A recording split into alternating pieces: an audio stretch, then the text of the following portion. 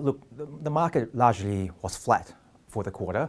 Initially, it sold off on inflation concerns, but for most of the quarter, it was pretty much a grind back up to where it was when it started.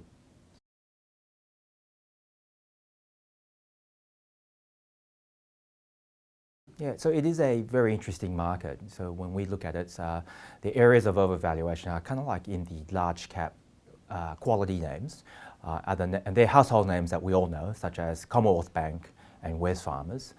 These stocks are trading on 20-year highs in terms of valuation multiples. But where we do find value are in stocks such as Fisher & Paykel, AGL, and Amcor.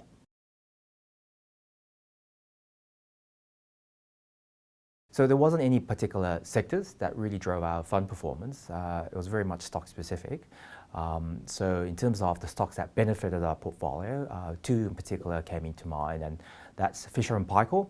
So Fisher & Paykel is a healthcare company that provides ventilators for hospitals. It has a very dominant position.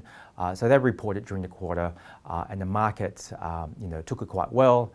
The stock re-rated off the back of its results, and we still find compelling value in that name over the medium term. And AGL also did well for us over the quarter. I think the stock's been heavily sold off in the prior quarters, and the stock price has just effectively just corrected its oversold nature.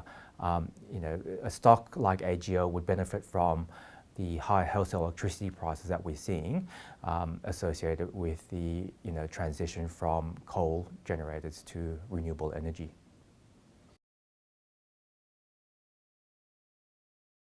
One name that we have bought over the last quarter is Amcor. I think we find compelling value in this stock.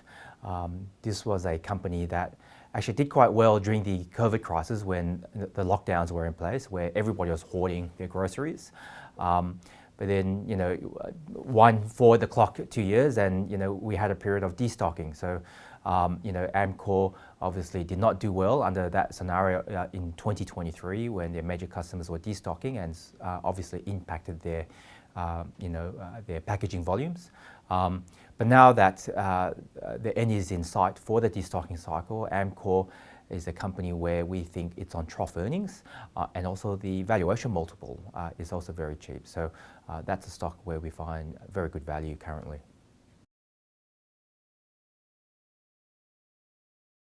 So, the market environment is very mixed.